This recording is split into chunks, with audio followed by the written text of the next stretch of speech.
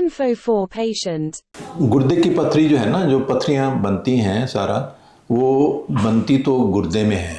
लेकिन बन के फिर वहाँ पे बाज़ का तो वहाँ पे पड़ी रहती हैं, काफ़ी अरसे जो है ना गुर्दे के अंदर ही रहती हैं। और फिर जो है ना वहाँ से पथरियाँ निकल के तो जो गुर्दे से नाली निकलती है मसाने की तरफ जाती है, जिसको यूरेटर कहते हैं, तो उसमें आ जाती हैं। उसके बाद जो है ना वहाँ से निकल के मसाने में आ जाती हैं और मसाने में बड़ी हो सकती हैं। और कई दफ़ा जो है ना वो पथरी पेशाब की नाली के रास्ते बाहर भी निकल सकती है। तो बेसिकली जितनी भी पथरियाँ हैं ये बनती गुर्दे में हैं, लेकिन उसके बाद फिर पास ऑन होती हैं गुर्दे के पाइप के रास्ते ब्लैडर में, और ब्लैडर से फिर पेशाब की नाली के रास्ते बाहर। तो इसको जो है ना वो उसका कुदरती तौर पे स्पॉन्टेनियस जो है ना वो इखराज भी हो सकता है। अब गुर्दा जो है ना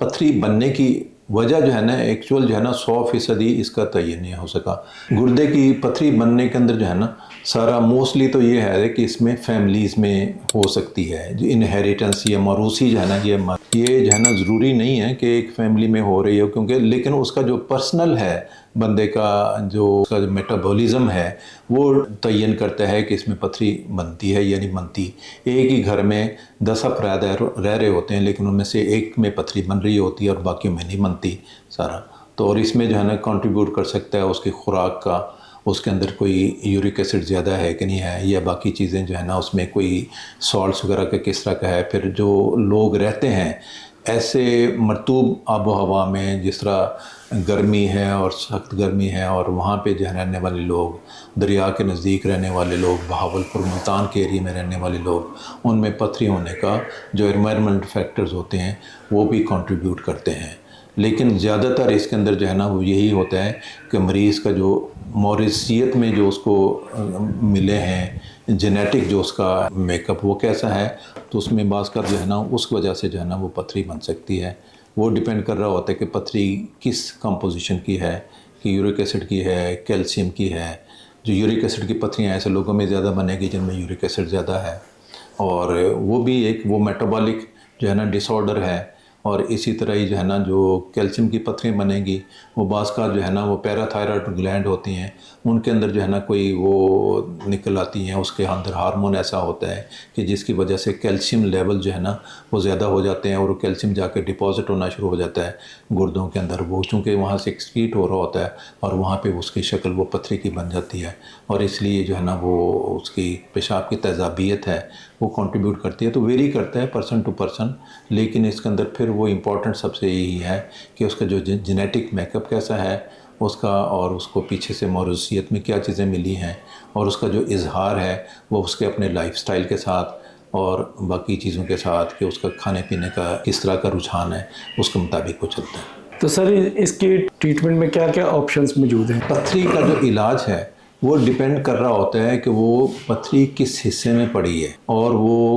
गुर्दे को रुकावट कर रही है कि नहीं कर रही, और उसका साइज़ क्या है। अगर पथरी गुर्दे के अंदर पड़ी हुई है और छोटे साइज़ की है तो हम ये एक्सपेक्ट करते हैं कि शायद जो है ना वो निकल जाए। अगर वो कोई रुकावट नहीं कर रही, गुर्दे के निचले हिस्से में पड़ी हुई, ब्लॉकेज नहीं कर रही, छोटे साइज़ की है, तो इसको इग्नोर भी किया जा सकता है। लेकिन पथरी अगर वहाँ से निकल के पेशाब की नाली में आ गई है तो अलामत भी ज़्यादा करेगी, तंग भी ज़्यादा करेगी, और उसकी वजह से गुर्दे को डैमेज होने का अंदेशा भी होता है। तो इस तरह की जो यूरेटरिक स्टोन्स होते हैं, ऐसी पथरियाँ जो गुर्दे में बन के पाइप में आ जाती हैं, तो उसका जो है ना वो इंटरवेंशन या उसका इलाज वो ज़रूरी है।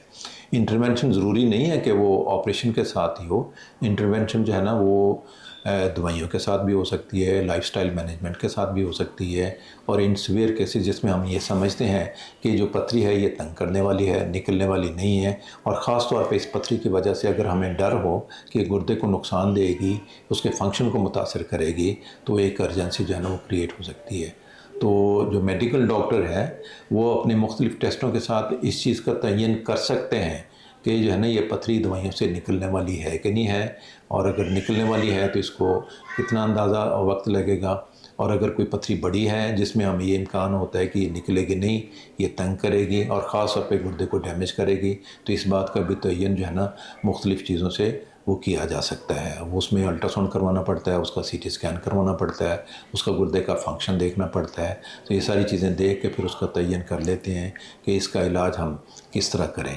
तो पॉसिबल है कि उसका हम दवाइयों के साथ भी करें, उसके साथ भी निकाला जा सकता है, निकलना उसने कुदरती तौर पे होता है। हम सिर्फ फैसिलिटेट करते हैं कि उसकी जो मूवमेंट है स्टोन की वो आसानी के साथ हो जाए, और जब ये मूव करे तो पेशेंट को बहुत ज़्यादा तकलीफ़ ना दे। उसकी तकलीफ़ को हम मिनिमाइज़ तो कर सकते हैं, लेकिन ख़त्म करने की जो है ना वो नहीं होती। ख़त्म तो उसी वक्त होगी ना कि जब वो पथरी निकल जाएगी। तो पथरी का निकलना बिल्कुल उसी तरह ही है जिस तरह डिलीवरी का है। तो डिलीवरी ऑफ स्टोन आपको पता है फिर वो तंग तो करता है, लेकिन उसकी तकलीफ़ को हम मैनेज करके मिनिमाइज़ कर सकते हैं। और डॉक्टर के जो है ना के पास जाने का एडवांटेज ये हो जाएगा कि वो इस चीज़ का तयन कर लेगा कि इसका इलाज दवाइयों से पॉसिबल है कि नहीं है। और दूसरा ये है, ये पथरी कोई ख़तरनाक किस्म की तो नहीं है कि इसकी वजह से जो है ना गुर्दा डैमेज हो जाए। तो उसका फ़र्ज़ है उसको बता देना, वार्न कर देना पेशेंट्स को, बाकी उसका प्रॉपर इलाज बता देना, और बाकी उस इलाज के साथ इत्तफाक मरीज़ करेगा, उसके अटेंडेंट्स करेंगे तो काम आगे चलेगा।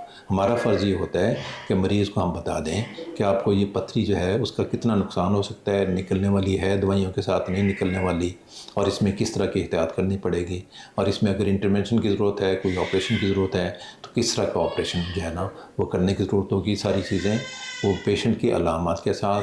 उसकी जो है ना शिद्दत के साथ, और उसका जो है ना बाकी इन्वेस्टिगेशंस करके देखने के बाद जो है ना उसका फिर इलाज वो तयन किया जाता है। सर, अगर सर्जरी के साथ स्टोन निकाल दी जाए तो दोबारा बनने का होते चांसेस? जी, जो पथरी है अगर एक दफ़ा किसी मरीज़ में बन जाए तो उसका दोबारा बनने का इम्कानात काफ़ी ज़्यादा होता है। कई मरीज़ों में बहुत जल्दी बनती है और कई मरीज़ों में बहुत देर के बाद बनती है। हम ये कह लें कि अगर एक दफ़ा पथरी हो गई, अगर हम ये कहें कि दोबारा उसमें बनेगी नहीं, तो शायद ये ठीक नहीं है। किसी में हो सकता है वो पथरी जो है ना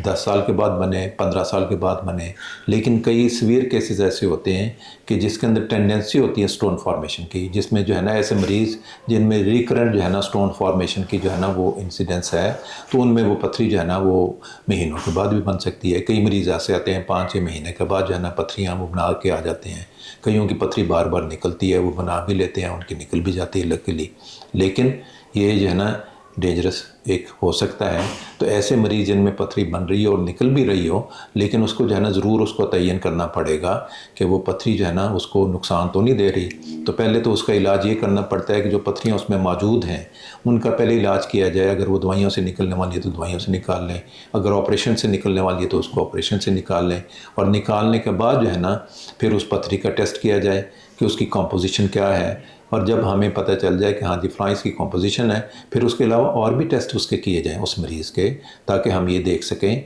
कि इसको जो है ना आइंदा जो है ना पथरी से बचने के लिए क्या क्या जो है ना सद्देबाब कर सकते हैं। तो उसके जो है ना वो टेस्ट होते हैं, उसमें खून के टेस्ट भी हैं, उसमें पेशाब के टेस्ट भी हैं, उसमें 24 घंटे का पेशाब भी इकट्ठा करना पड़ता है, ये तयन करने के लिए कि इस ख़ास मरीज़ के अंदर कोई ऐसी वजह तो नहीं है कि जिसकी वजह से पथरी इसकी बार बार बढ़ रही है। और उसमें अगर वजह का तयन हो जाए तो उसमें जो है ना फिर पथरी का बार बार बनने से रोका जा सकता है, लेकिन उसका तयन जो है ना वो टेस्टों के साथ ही हो सकता है। और मेजॉरिटी जो पेशेंट्स होते हैं उनमें ये जो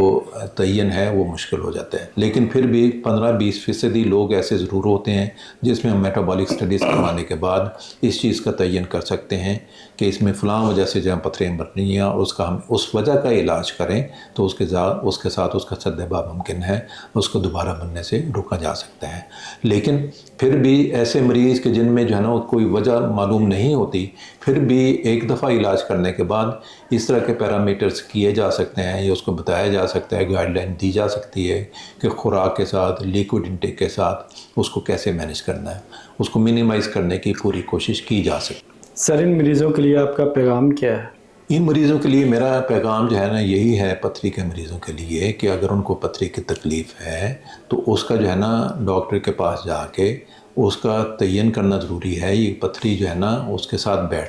बैठा जा सकता है, नहीं बैठा जा सकता, और उसकी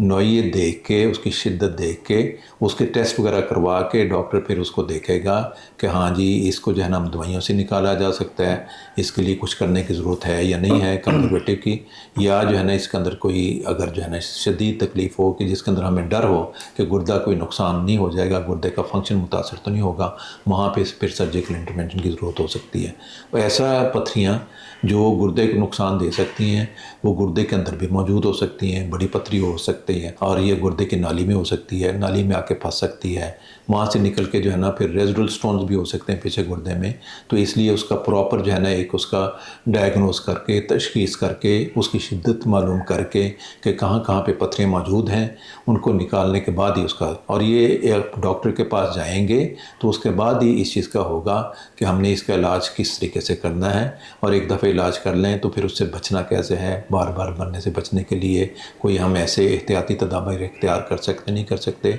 ये वेरी करता है पेशेंट टू पेशेंट। और वो सारा पता चलेगा उसके टेस्ट करवा के देखने के बाद। पथरी का टेस्ट भी बाज़ करवाना पड़ जाता है और उसकी मेटाबॉलिक स्टडीज़, जिस तरह मैंने बताया कि खून के टेस्ट और पेशाब के टेस्ट वो करवा के तो फिर उसमें देखते हैं कि इसमें कोई ऐसा फैक्टर तो नहीं है कि जिसकी वजह से हम ये तयन कर सकते हैं कि इसको पथरी है। तो ऐसे मरीज़ जिसको एक दफ़ा पथरी हो जाए, मेरा ख्याल है कि वो ज़रूर तसल्ली कर ले कि इसमें जन्नत दोबारा बनने के एहतमाल कितना का है और वो जो पथरी जो मौजूद है वो नुकसान देने वाली तो नहीं है। क्योंकि बेशुमार मरीज़ हमारे पास आते हैं, अल्लाह ताला ने 2 गुर्दे दिए हैं, अगर एक तरफ पथरी हो जाए और गुर्दे को डैमेज हो भी जाए तो फिर भी काम चलता रहता है। लेकिन खुदा न खास्ता अगर दोनों तरफ पथरियाँ जो है ना वो फंस जाए आँख की नालियों में तो पेशाब आना बंद हो जाता है और उसके साथ गुर्दे फेल हो सकते हैं। ठीक है, तो इसलिए जो है ना ये एक इम्पॉर्टेंट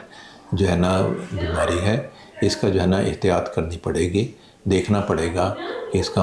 प्रॉपर टाइम के ऊपर इसका इलाज कर लें। पेशतर इसके कि वो किसी गुर्दे को डैमेज कर जाए या खुदा न खास्ता दोनों गुर्दों को डैमेज कर जाए तो फिर जो है ना उससे पहले उसका इलाज प्रॉपर और उसकी तजवीज़ लेना ज़रूरी है। अंधेरे में नहीं रहना चाहिए, आंखें खोल के चलना चाहिए, रोशनी में चलना चाहिए, अपनी हिफाजत करनी चाहिए।